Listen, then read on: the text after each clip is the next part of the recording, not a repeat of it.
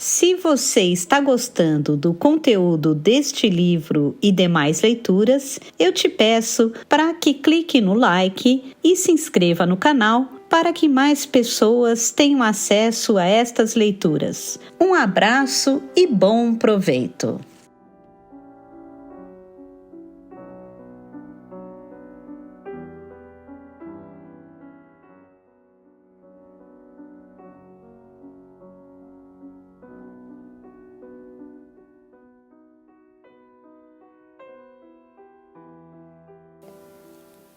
Últimos pensamentos. Minha biografia seria incompleta se as reflexões que se seguem neste capítulo não fossem anexadas. Elas constituem esclarecimentos indispensáveis, ainda que corram o risco de parecer teóricas aos olhos do leitor. Mas esta teoria é uma forma de existência que fez parte de minha vida. Estabelece um modo de ser tão necessário para mim quanto comer ou beber. Parte 1. Um dos dados mais característicos do cristianismo é o fato de que antecipa em seus dogmas um processo de metamorfose na divindade e, consequentemente, uma transformação histórica. Isso ocorre sob a forma do novo mito resultante de uma cisão no céu, a qual se faz alusão pela primeira vez no mito da criação.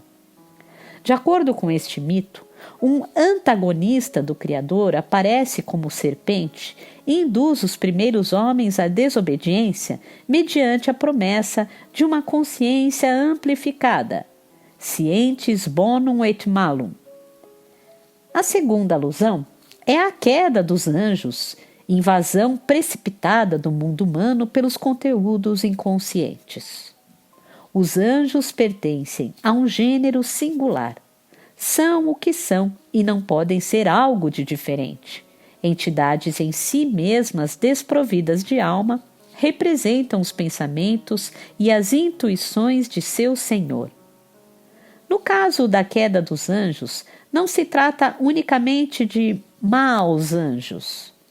Eles determinam o efeito bem conhecido da inflação que podemos observar hoje no delírio dos ditadores.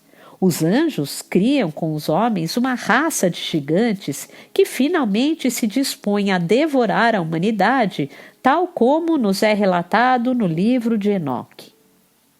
Mas o terceiro e decisivo degrau do mito é a própria realização de Deus sob a forma humana em cumprimento à ideia do Velho Testamento no tocante às bodas divinas e suas consequências. Já no cristianismo primitivo, a ideia da encarnação derivara da concepção do Christus in nobis. Assim, a totalidade inconsciente irrompera no domínio psíquico da experiência interior e conferir ao homem uma intuição de sua estrutura total. Acontecimento decisivo não somente para o homem, como também para o Criador, aos olhos daqueles que tinham sido libertos das trevas. Ele se despojava de seus elementos sombrios e nefastos e se tornava o summum bonum. Este mito manteve-se vivo e inalterável durante um milênio até o século XI, momento em que apareceram os primeiros sinais de uma transformação ulterior da consciência. A partir de então, os sintomas da inquietação e da dúvida multiplicaram-se e a imagem de uma catástrofe universal começou a esboçar-se no segundo milênio, isto é, antes de mais nada, a imagem de uma ameaça à consciência. Essa ameaça exprimiu-se no fenômeno dos gigantes num desvio da consciência. Abre aspas. Nada é maior do que o homem e suas ações. Perdeu-se o caráter transcendente do mito cristão e com ele a visão cristã da totalidade que se perfaz no além. À luz seguiu-se a sombra, o outro lado do Criador. Este desenvolvimento atinge o ponto culminante no século XX.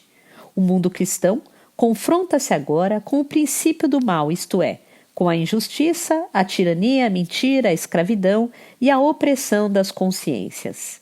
Se essa manifestação inequívoca do mal parecia ter atingido uma forma permanente no povo russo, foi entre os alemães que eclodiu como o primeiro incêndio gigantesco e devastador. E assim tornou-se evidente e irrefutável a que alto grau o cristianismo do século XX fora minado e esvaziado. Em face disso, o mal não poderia mais ser banalizado pelo eufemismo da privatio boni, privação do bem. O mal tornou-se uma realidade determinante. Não é mais possível desembaraçar-se dele por meio de uma simples troca de nomes. É necessário aprender a conviver com ele, pois ele quer participar da vida. Até a hora atual, ainda é inconcebível como isso será possível sem maiores danos. De qualquer maneira, necessitamos de uma nova orientação, isto é, de uma metanoia, conversão. Quando se toca no mal, corre-se o risco iminente de se sucumbir a ele. Ora, o homem, de modo geral, não deve sucumbir nem mesmo ao bem.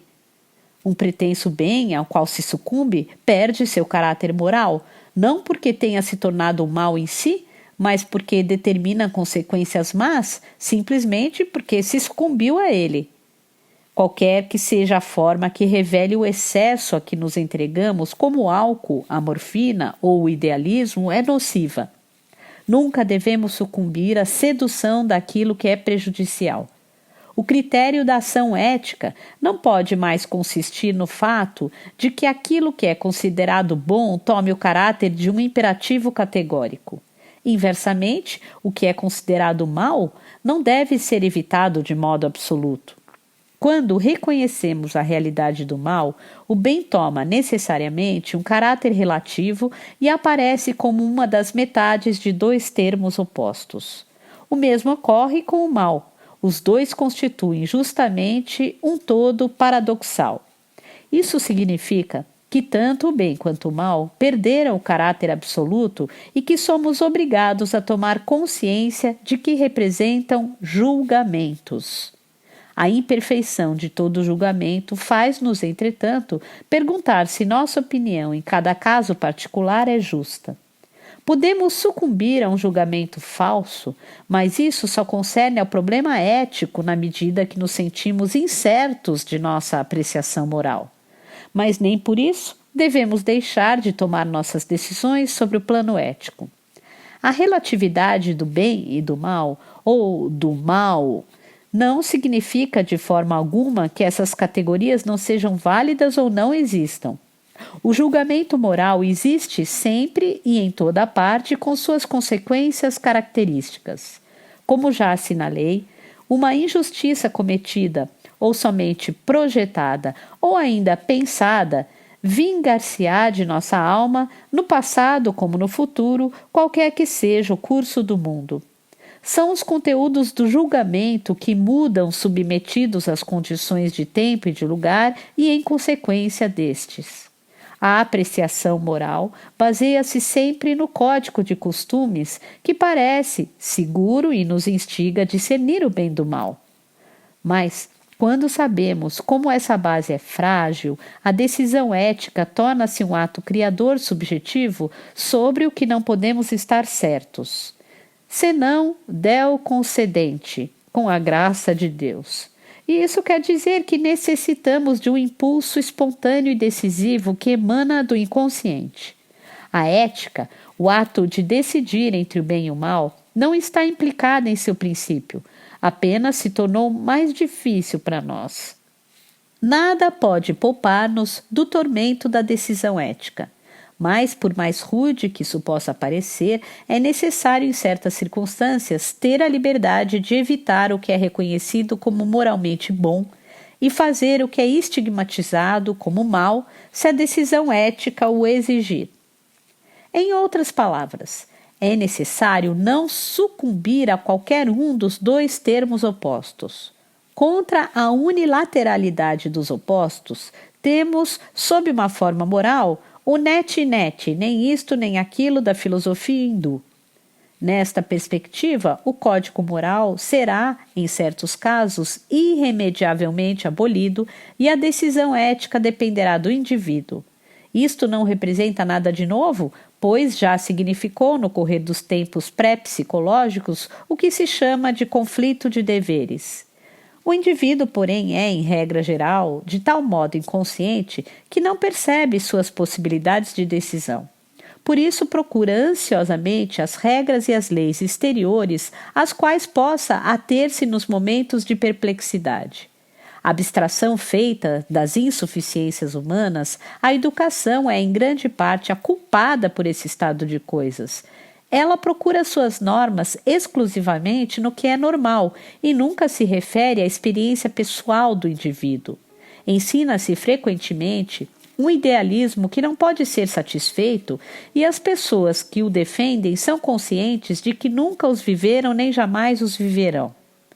Quem, por conseguinte, desejar encontrar uma resposta para o problema do mal, tal como é colocado hoje em dia, necessita em primeiro lugar de um conhecimento de si mesmo, isto é, de um conhecimento tão profundo quanto possível de sua totalidade. Quem, por conseguinte, desejar encontrar uma resposta para o problema do mal, tal como é colocado hoje em dia, necessita, em primeiro lugar, de um conhecimento de si mesmo, isto é, de um conhecimento tão profundo quanto possível de sua totalidade. Deve saber, sem se poupar, a soma de atos vergonhosos e bons de que é capaz, sem considerar a primeira como ilusória ou a segunda como real. Ambas são verdadeiras enquanto possibilidades e não poderá escapar a elas se quiser viver, como obviamente deveria, sem mentir para si mesmo e sem vangloriar-se. Mas, em geral, estamos de tal modo distanciados desse nível de consciência que essa perspectiva parece quase sem esperança, se bem que existe em muitos indivíduos modernos a possibilidade de um conhecimento profundo de si mesmos. Tal conhecimento é necessário, pois só em função dele pode-se atingir aquela camada profunda, aquele núcleo da natureza humana no qual se encontram os instintos. Estes são fatores dinâmicos presentes a priori, dos quais dependem, em última análise, as decisões éticas da nossa consciência. Eles compõem o inconsciente e seus conteúdos a propósito do que não há julgamento definitivo. Não podemos ter preconceitos em relação ao inconsciente, pois é impossível abranger sua natureza pelo conhecimento, nem demarcar suas fronteiras racionais. Só podemos chegar ao conhecimento da natureza mediante uma ciência que amplie o consciente, e é por isso que um conhecimento aprofundado de si mesmo requer uma ciência, a psicologia. Seria impossível construir uma luneta astronômica ou um microscópio com as próprias mãos e com a boa vontade, sem que se tivessem sólidas noções de ótica. Atualmente, necessitamos da psicologia por razões vitais. Estamos perplexos, aturdidos e desorientados diante dos fenômenos do nacional-socialismo e do bolchevismo, pelo fato de que nada sabemos do homem ou porque vemos apenas a metade banal e deformada de sua imagem. Se tivéssemos um certo conhecimento de nós mesmos, o caso seria outro. Ergue-se diante de nós a terrível questão do mal e não o percebemos sem falar da resposta que urge dar a ela. Mesmo que esse mal fosse visto, não se compreenderia como as coisas chegaram a esse ponto. Um chefe de Estado declarou recentemente, dando provas de uma ingenuidade genial, que não possuía imaginação para o mal. Isto me parece muito pertinente. Nós não possuímos nenhuma imaginação para o mal, mas ela nos possui. Alguns nada querem saber sobre o mal e outros com ele se identificam. Tal é a situação psicológica do mundo atual. Alguns ainda se imaginam cristãos e pretendem calcar com os pés o suposto mal, enquanto outros sucumbem a ele sem discernir mais o bem. O mal tornou-se hoje uma grande potência visível. Metade da humanidade apoia-se numa doutrina fabricada a golpes de elucubrações humanas. A outra sofre a falta de um mito apropriado à situação. No que se refere aos povos cristãos, o cristianismo deliquescente negligenciou desenvolver seu mito no decurso dos séculos. O cristianismo recusou ouvir aqueles que davam expressão à dinâmica obscura das representações míticas. Um Gioacchino da Fiore, um Meister Eckhart, um Jacob Boehme e muitos outros foram mantidos em segredo para a grande maioria dos homens. O único raio de luz é Pio XII e seu dogma, mas nem mesmo se compreende o que eu pretendo dizer com isto. Não se compreende que um mito morre quando não vive mais ou quando seu desenvolvimento cessa. Nosso mito emudeceu e não mais nos responde. A culpa, porém, não cabe a ele, tal como está contido nas Sagradas Escrituras, mas a nós, que não continuamos a desenvolvê-lo. Pelo contrário, impedimos todas as tentativas efetuadas nesse sentido. Em sua forma original, o mito mostra bem os pontos a partir dos quais poderiam nascer as possibilidades de seu desenvolvimento. Por exemplo, as palavras postas na boca de Cristo. Mostrai-vos, portanto, astutos como a serpente e cândidos como as pombas. Por que teríamos a necessidade de ser astutos como a serpente? E quanto à candura da pomba? Se não voltardes ao estado de infância, Mateus 18. Mas quem sabe o que as crianças realmente são? Que moral justifica o Senhor quando usurpa o asno de que tem necessidade para entrar em Jerusalém como vitorioso? E quanto à sua irritação semelhante ao de uma criança quando maldiz a figueira? Que moral se segue à parábola do intendente infiel? E qual será que esse conhecimento profundo e de tão grande alcance para nós que encontramos nas palavras apócrifas do Senhor? Meu amigo, se sabes o que fazes, és feliz, mas se não o sabes, és maldito e um transgressor da lei. O que quer dizer, finalmente, aquilo que Paulo professa em Romanos 7, 19. Eu não faço o bem que quero e cometo o mal que não quero. E eu silencio diante das profecias inequívocas contidas no Apocalipse, as quais, em geral, não se dá crédito porque são muito embaraçosas. A questão colocada outrora pelos gnósticos, de onde vem o mal, não encontrou resposta no mundo cristão. E a alusão de Orígenes a uma possível redenção do diabo tornou-se heresia. Mas hoje a questão nos assedia e precisamos dar uma resposta. Permanecemos de mãos vazias, espantados, perplexos e nem mesmo percebemos que nenhum mito nos ajuda agora que temos tanta necessidade dele. Em consequência à situação política e aos acontecimentos terríveis, isto é, demoníacos da ciência, sentimos calafrios secretos e pressentimentos obscuros. Mas não sabemos o que fazer e poucos são aqueles que chegam à conclusão de que desta vez trata-se da alma do homem, há muito esquecida. O desenvolvimento posterior do mito deveria, sem dúvida, reportar-se ao momento em que o Espírito Santo se revelou aos apóstolos, fazendo-os filhos de Deus. Não somente a eles, mas a todos os que, através deles e depois deles, receberam a filiação. O estado de filho de Deus. Participando assim da certeza de que não eram apenas animalia autóctones nascidos da terra, mas que pelo fato de serem 2 vezes nascido, se enraizavam na divindade.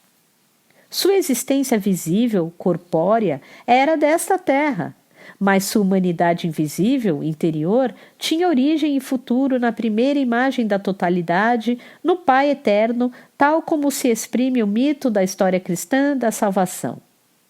Assim como o Criador é uma totalidade, sua criatura e, consequentemente, seu filho deve também ser total.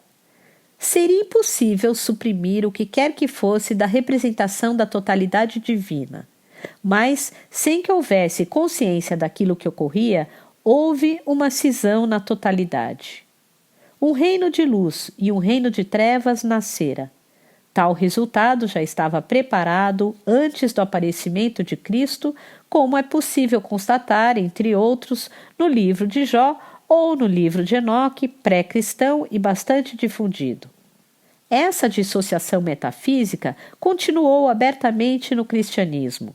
Satã, que no Antigo Testamento pertencia ainda ao séquito imediato de Jeová, passou a representar a oposição eterna e diametral ao mundo de Deus.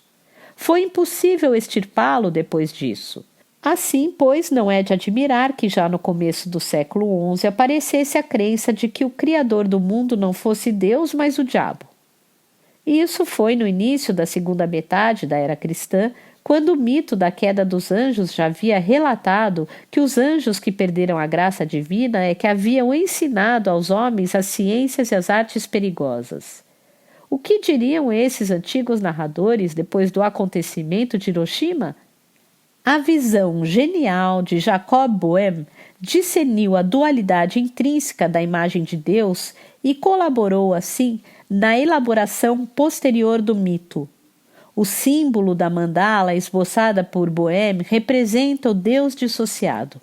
Seu círculo interior, com efeito, se cinde em 2 semicírculos que se contrapõem e se dão reciprocamente as costas. Uma vez que, segundo as premissas dogmáticas do cristianismo, Deus é inteiramente presente em cada uma das 3 pessoas da Trindade, ele deve encontrar-se também totalmente em cada uma das partes que recebeu o Espírito Santo. Desse modo, cada ser humano pode participar de Deus em sua totalidade e assim a filiação ao estado de filho de Deus. A complexo oppositorium, complementariedade dos opostos, no seio da imagem de Deus, penetra assim no homem, e isso não sob a forma de uma unidade, mas de um conflito, a metade tenebrosa da imagem se chocando com a representação já recebida de que Deus é luz.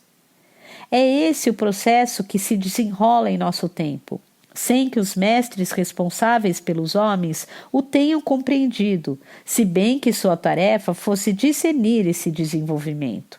É verdade que todos sabem que estamos num ponto de mudança importante das idades, mas a crença é que esse ponto de mudança é suscitado pela fissão ou fusão do átomo ou pelos foguetes interplanetários. E, como de costume, a cegueira é completa no que diz respeito à alma humana. À medida que a imagem de Deus é psicologicamente uma ilustração e uma manifestação das profundezas da alma, e à medida que esta começa a se tornar consciente sob a forma de uma profunda dissociação que atinge a política mundial, uma compensação psíquica chama pouco a pouco a atenção. Manifesta-se através de imagens unitárias, de pequenos discos que aparecem espontaneamente e que representam uma síntese dos contrastes situados no interior da alma. Creio que a esse fato se liga o rumor mundial em torno dos objetos voadores não identificados, OVNIs, comumente chamados discos voadores, que apareceram pela primeira vez em 1945. Esse rumor ora se apoia em visões, ora em certas realidades. Esses objetos não identificados são interpretados como máquinas voadoras provenientes de outros planetas ou mesmo da 4ª dimensão. Há mais de 40 anos, em 1918, descobri a existência de um símbolo aparentemente central, de natureza semelhante, no decurso de minhas pesquisas sobre o inconsciente coletivo. O símbolo da mandala. Para estar seguro de minhas ideias, acumulei outras observações durante mais de 10 anos antes de publicar, em 1929, sob uma forma provisória e pela primeira vez, a minha descoberta. a mandala é uma imagem arquetípica cuja existência é verificável através de séculos e milênios. Designa a totalidade do si mesmo ou ilustra a totalidade dos fundamentos da alma, no sentido mítico, a manifestação da divindade encarnada no homem. Em oposição à mandala de Boehme, a mandala moderna visa a unidade, isto é, representa uma compensação da cisão, isto é, sua superação antecipada. Como tal processo ocorre no inconsciente coletivo, manifesta-se por toda a parte. E é o que mostra o rumor a respeito dos discos voadores, sintoma de uma disposição mental genérica em vigência. À medida que o tratamento analítico torna a sombra consciente, cria uma cisão e uma tensão entre os opostos, os quais, por sua vez, procuram equilibrar-se numa unidade. A ligação se processará mediante símbolos. A confrontação entre os opostos chega ao limite do suportável quando é levada a sério ou quando se é levado a sério pelos opostos. O tertium non datur, não há um terceiro termo, da lógica se confirma. É impossível entrever uma terceira solução. Entretanto, quando tudo se processa de modo satisfatório, esta terceira solução se apresenta de maneira espontânea naturalmente. É então, e somente então, convincente, sentida como aquilo que se chama graça. A solução que nasce da confrontação e da luta dos opostos é, na maioria das vezes, constituída por uma mistura inextricável de dados conscientes e inconscientes, e é por isso que se pode considerá-la um símbolo, uma moeda cortada em duas, cujas metades se encaixam perfeitamente. Nota a respeito do símbolo. Um significado de symbolum é a tessera hospitalitatis, costume dos antigos. Uma moeda era partida em duas metades, cada uma das quais ficava em poder de um amigo quando eles se separavam. Voltando ao texto. E é por isso que se pode considerá-la um símbolo, uma moeda cortada em duas cujas metades se encaixam perfeitamente. Esta solução representa o resultado da cooperação entre o consciente e o inconsciente. Representa uma analogia com a imagem de Deus sob forma de mandala, que é, indubitavelmente, o esquema mais simples de uma representação da totalidade, oferecendo-se espontaneamente à imaginação para figurar os opostos, sua luta e conciliação em nós. A confrontação, que é inicialmente de natureza puramente pessoal, logo é acompanhada pela intuição e pelo conhecimento de que a tensão subjetiva entre os opostos é, no todo, um caso particular das tensões conflitantes do mundo. Pois nossa psique é estruturada à imagem da estrutura do mundo, e o que ocorre num plano maior se produz também no quadro mais ínfimo e subjetivo da alma. Por este motivo, a imagem de Deus é sempre uma projeção da experiência interior vivida no momento da confrontação com o opositor poderosíssimo.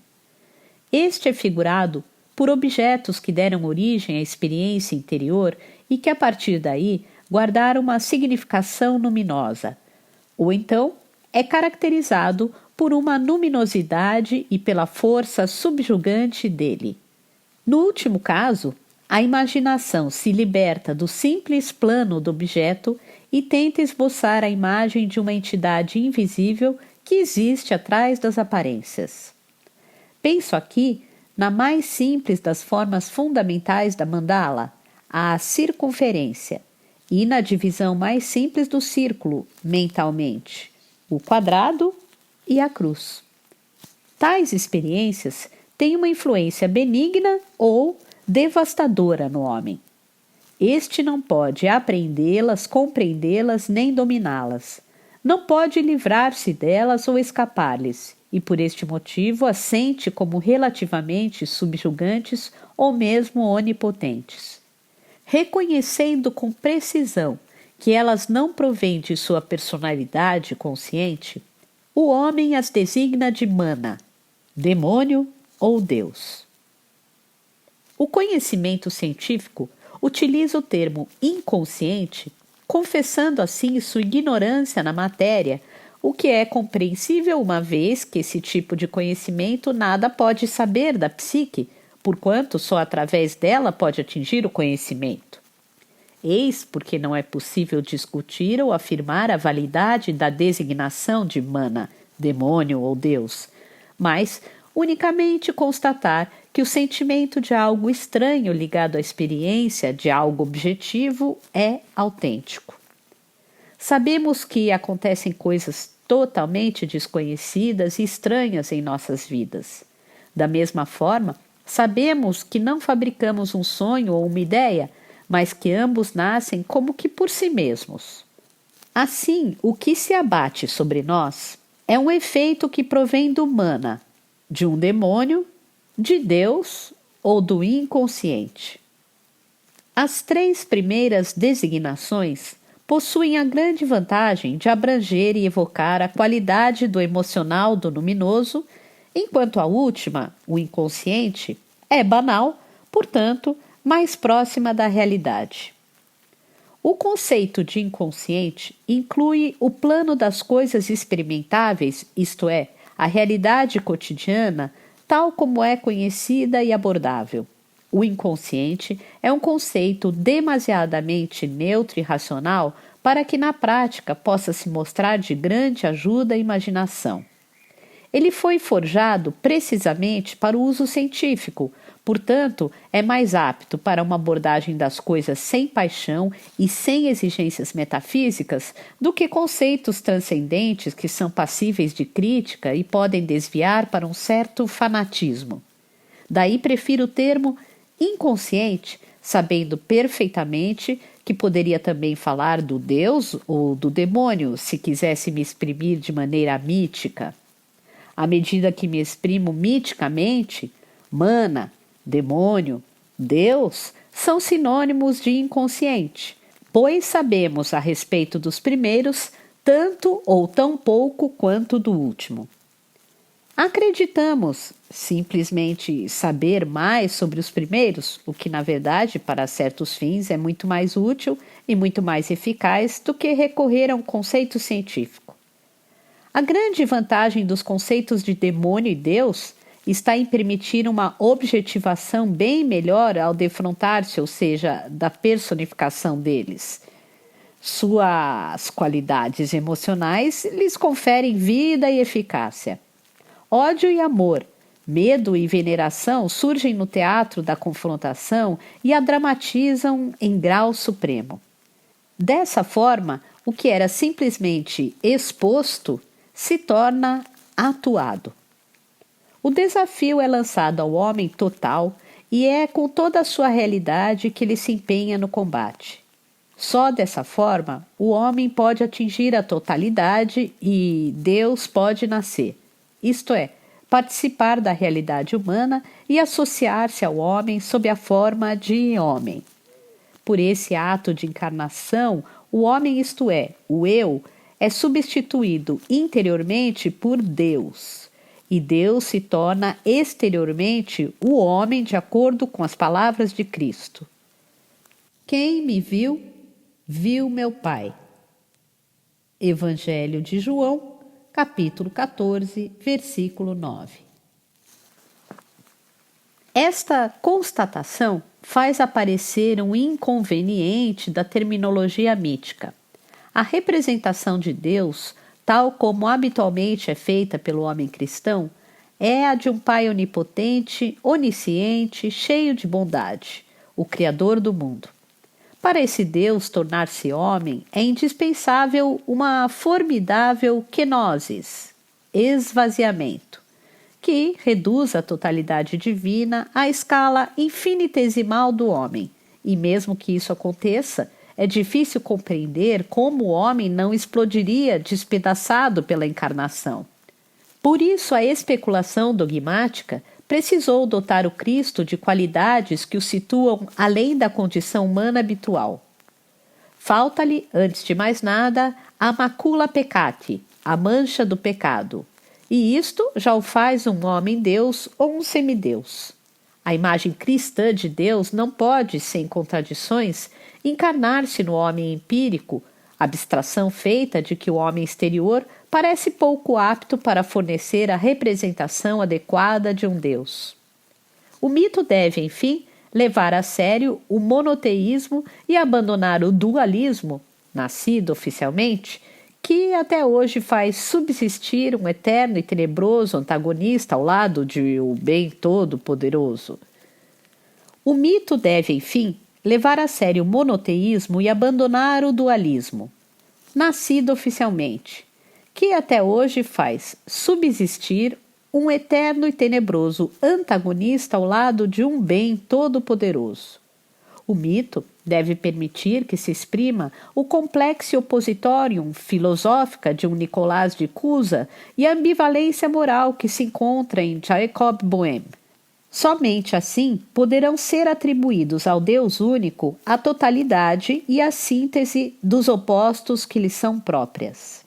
Quem já experimentou o fato de que os opostos, por sua própria natureza, podem unificar-se graças ao símbolo, de tal modo que não tendam mais a dispersar-se nem a se combater, mas, contrariamente, tendam a completar-se reciprocamente e a dar à vida uma forma plena de sentido, não terá mais dificuldades diante da ambivalência da imagem de um Deus da natureza e da criação. Compreenderá precisamente o mito do tornar-se homem, necessário a Deus, mensagem cristã essencial como uma confrontação criadora do homem com os elementos contrários, assim como sua síntese na totalidade da personalidade, o si mesmo. Os contrastes interiores necessários na imagem de um Deus criador podem ser reconciliados na unidade e totalidade do si mesmo enquanto conúncio opositório. Na experiência do si mesmo, não se cogita mais de superar o contraste Deus e homem, como anteriormente, mas da oposição no próprio seio da imagem de Deus. É esse o sentido do serviço de Deus, isto é, do serviço que o homem pode prestar a Deus para que a luz nasça das trevas, para que o Criador tome consciência de sua criação e que o homem tome consciência de si mesmo. Tal é a meta, ou uma das metas, que integra o homem na criação de maneira sensata e que, ao mesmo tempo, confere um sentido a ela. Foi esse mito explicativo que cresceu em mim no decorrer de decênios.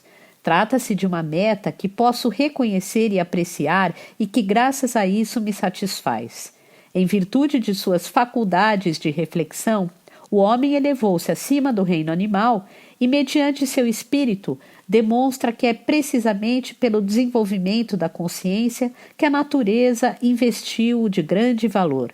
Graças a tal desenvolvimento, ele se apodera da natureza, reconhece a existência do mundo e, por isso mesmo, o confirma de qualquer forma ao Criador. Por isso, o mundo torna-se um fenômeno, o que não seria sem reflexão consciente. Se o Criador fosse consciente de si mesmo, não teria necessidade das criaturas conscientes.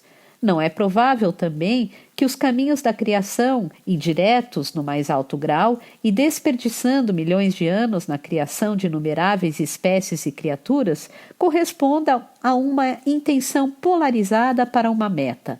A história da natureza nos conta a metamorfose fortuita e ao acaso das espécies que, através de centenas de milhões de anos, devoraram e se entredevoraram. A história biológica e política da humanidade também nos ensina exaustivamente sobre isso. Mas a história do espírito se inscreve num outro registro. É aqui que se introduz o milagre da consciência reflexiva segundo a cosmogonia. A importância da consciência é de tal forma vasta que não se pode deixar de supor que o elemento sentido jazia provavelmente oculto em todo o aparato biológico, monstruoso e aparentemente insensato e que, enfim, pôde manifestar-se como que por acaso na escala dos animais de sangue quente e cérebro diferenciado, não de modo intencional ou previsto, mas como que pressentido através de um impulso obscuro, intuitivo e tateante. Exprimindo tais pensamentos, não imagino ter dito algo de definitivo a respeito do sentido e do mito do homem. Creio, porém, que isso é o que pode e deve ser dito ao fim do íon de Piscis, diante do íon que se aproxima, o de Aquário, cuja forma é humana.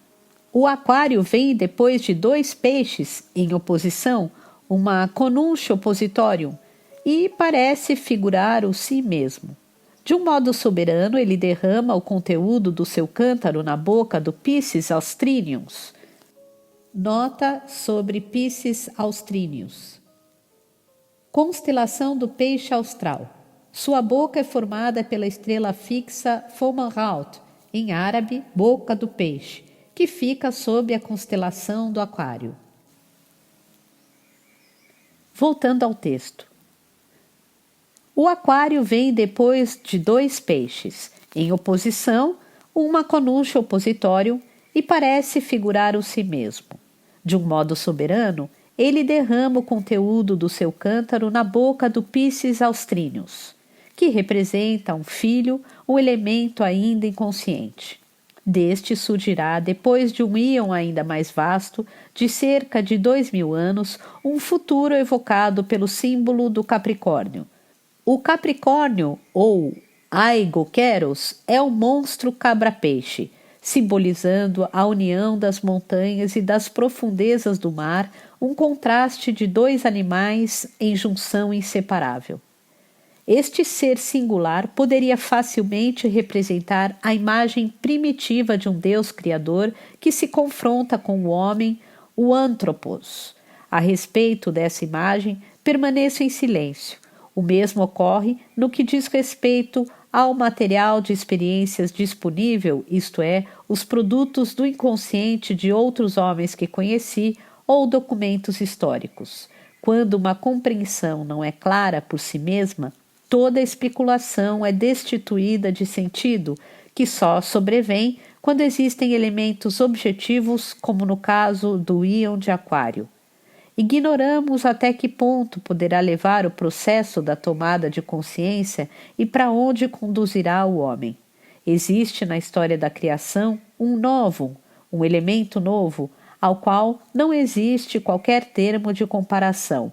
Por este motivo, não se pode saber que potencialidades encerra, nem se é lícito prever para a espécie do Homo sapiens um desabrochar e depois um desaparecer, tal como aconteceu em relação aos animais pré-históricos. A biologia é incapaz de nos fornecer um só argumento contrário a tais possibilidades. O homem satisfaz a necessidade da expressão mítica quando possui uma representação que explique suficientemente o sentido da existência humana no cosmos, representação que provém da totalidade da alma, isto é, da cooperação do consciente e do inconsciente. A carência do sentido impede a plenitude da vida e significa, portanto, doença. O sentido torna muitas coisas, talvez tudo, suportável. Jamais alguma ciência substituirá o mito e jamais o mito poderá nascer de alguma ciência. Não é Deus que é um mito, mas o mito que é a revelação de uma vida divina no homem. Não somos nós que inventamos o mito, é ele que nos fala como o Verbo de Deus. O Verbo de Deus vem a nós e não temos nenhum meio de distinguir se e como ele é diferente de Deus. Nada há que não seja conhecido e humano a respeito do Verbo, salvo a circunstância de que surgiu espontaneamente diante de nós e nos dominou. Ele não depende de nosso arbítrio. Impossível explicar uma inspiração. Sabemos que a ideia que nos vem ao espírito não é fruto de nossas elucubrações, mas vinda de algum lugar que nos invade. E quanto ao sonho premonitório, como poderíamos atribuí-lo à nossa própria razão? Em casos semelhantes, ignora-se muitas vezes e por muito tempo que o sonho contém um saber prévio e à distância. O verbo nos ocorre. Nós sofremos a sua ação pois estamos expostos a uma profunda insegurança. Para Deus, enquanto complexo opositório, todas as coisas são possíveis, no sentido mais amplo da expressão, isto é, verdade e erro, bem e mal. O mito é ou pode ser equívoco, tal como o oráculo de Delfos ou um sonho. Não podemos nem devemos renunciar ao uso da razão e não devemos também abandonar a esperança de que o instinto se precipite em nossa ajuda. Neste caso, um Deus nos apoiaria contra Deus, tal como Jó o compreendera, pois tudo aquilo que se exprime através da outra vontade é uma condição humana, elaborada pelo pensamento do homem por suas palavras, suas imagens e todas as suas limitações. É por isso que o homem refere tudo a si mesmo quando começa a pensar desajeitadamente em termos psicológicos, acreditando que tudo provém de sua intenção e de si próprio. Pressupõe dessa forma, com uma ingenuidade infantil, que conhece todos os seus domínios e que sabe o que ele próprio é. Não desconfia que a fraqueza de sua consciência e o medo correspondente do inconsciente o impedem de distinguir o que inventou intencionalmente daquilo que proveio de outra fonte. Não tem objetividade diante de si próprio e não pode ainda considerar-se como esse fenômeno que, afinal de contas, é obrigado a constatar e ao qual, for better or worse, é idêntico. Inicialmente, sofre a ação das coisas, elas lhe ocorrem, caem sobre ele e só muito penosamente consegue conquistar e manter uma esfera de relativa liberdade. Apenas quando alcança tal conquista, e somente então, conseguirá reconhecer que está confrontado com seus fundamentos involuntários, com as circunstâncias dadas por seu embasamento, que não teria meios de impedir. Mas seus fundamentos não se limitam unicamente a fatos passados. Pelo contrário, vivem com ele como base permanente de sua existência e sua consciência depende de sua colaboração, pelo menos tanto quanto o mundo físico circundante. Esses dados que assaltam o homem e a ele se impõem poderosamente, tanto vindos de fora como de dentro, consubstanciam-se na representação da divindade e é com a ajuda do mito que ele pode descrever seus efeitos. O homem compreendeu o mito como verbo de Deus, isto é, como inspiração e revelação daquilo que as realidades do outro lado têm de luminoso.